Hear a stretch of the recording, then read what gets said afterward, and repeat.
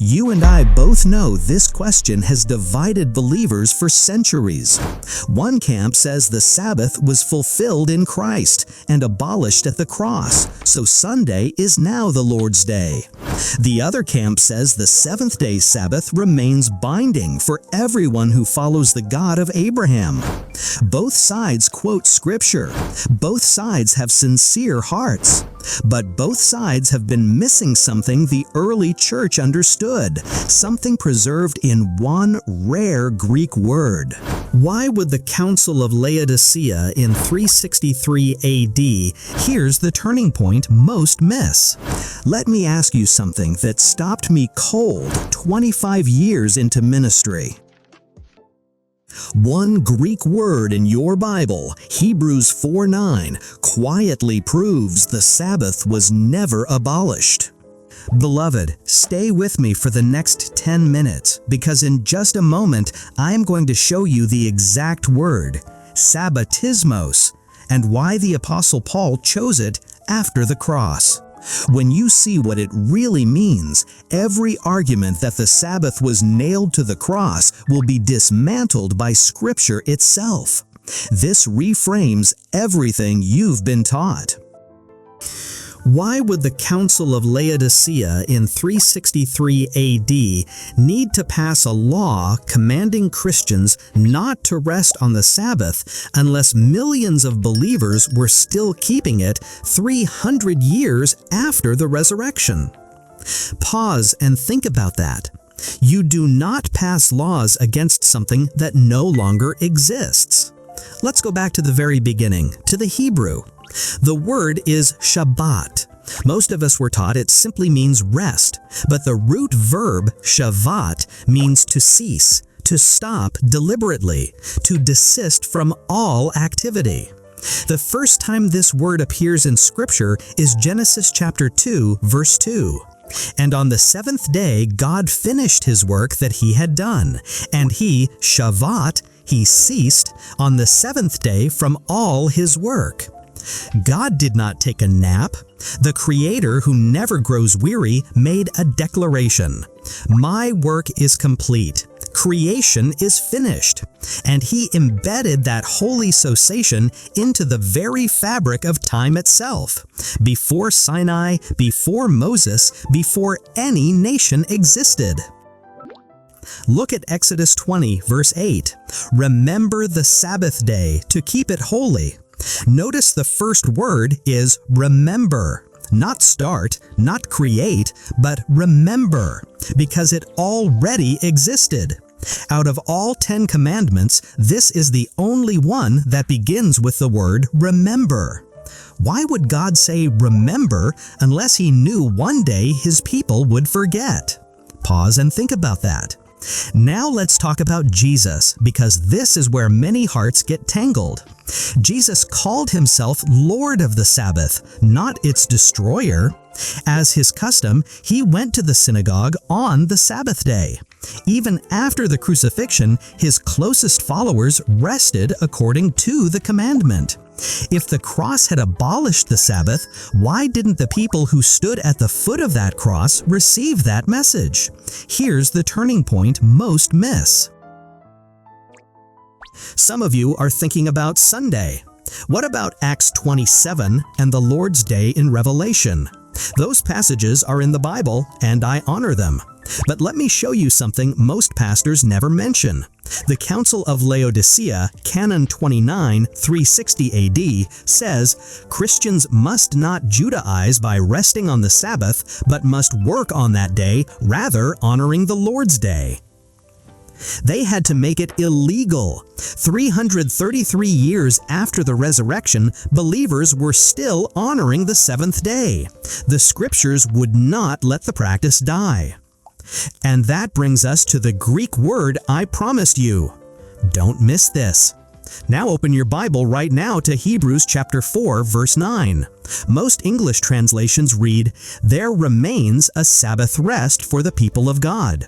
But the Greek does not say rest. It says sabbatismos. This word appears exactly once in the entire New Testament. Paul, a trained Pharisee fluent in Hebrew and Greek, could have used the ordinary word for rest, anapausis, which he used everywhere else. But here he deliberately chose sabbatismos, a word that literally contains Sabbath inside it. It means a Sabbath keeping, a Sabbath observance. Paul wrote, after the cross, after the resurrection, there remains a Sabbath keeping for the people of God. Present tense, ongoing, now. If it had been abolished, he would have written, there remained, past tense. He didn't. Look at verse 10. For whoever has entered God's rest has also rested from his works as God did from his. The model is God's own cessation on the seventh day. I stood in pulpits for 25 years teaching the other side. When the Greek finally opened to me, I sat alone in my study with my lexicon open, and I wept. Not because I was ashamed, but because I realized how many of God's precious people have been robbed of this holy rhythm the Creator Himself wove into time for our good. Beloved, the book of Acts shows the apostles never abandoned the seventh day. Paul reasoned in the synagogue every Sabbath. The Gentiles in Pisidia begged Paul and Barnabas, "Speak these words to us again on the next Sabbath." They waited a full 7 days because the Sabbath was still the established day of worship and teaching. If the Sabbath had already been abolished, those eager Gentiles would have said, "Come back tomorrow or on the first day of the week." But they waited because the seventh day was still the day.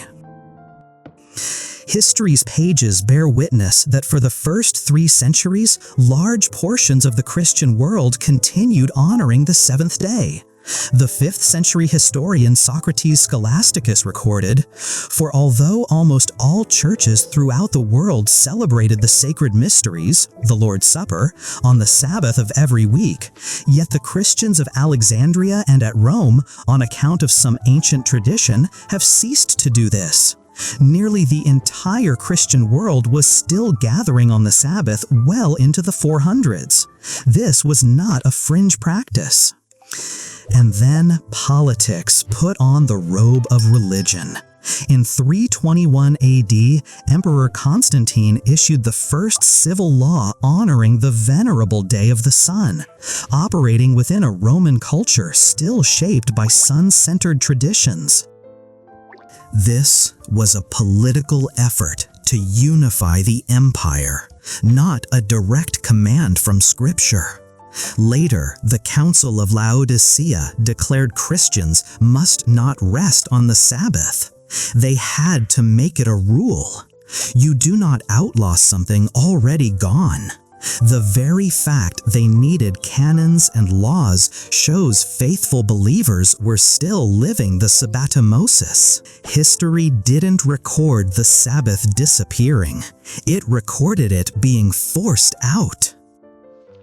For the first time, the Greek text stops being theology and becomes evidence.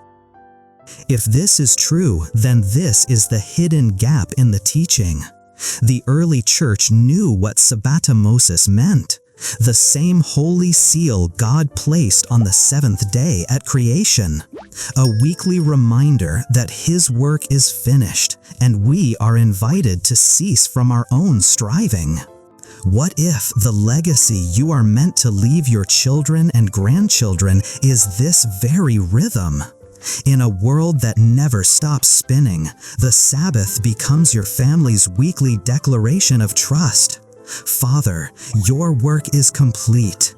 We will cease, remember, and rest in you, just as you rested at creation, just as your Son modeled, just as the apostles continued. Because maybe the rest you've been searching for your whole life was never removed. It was just forgotten. So here is the final twist. The same Paul who wrote, "There remains a Sabbath keeping for the people of God," invites us to enter that rest today as a gift of grace. Don't just agree with this teaching, test it. One day, one decision. Set aside the seventh day to cease from your normal work. Open the Word with your family, worship, and rest. Watch what the Father does in that holy pause. The Sabbatismos remains. By God's grace, will you enter it?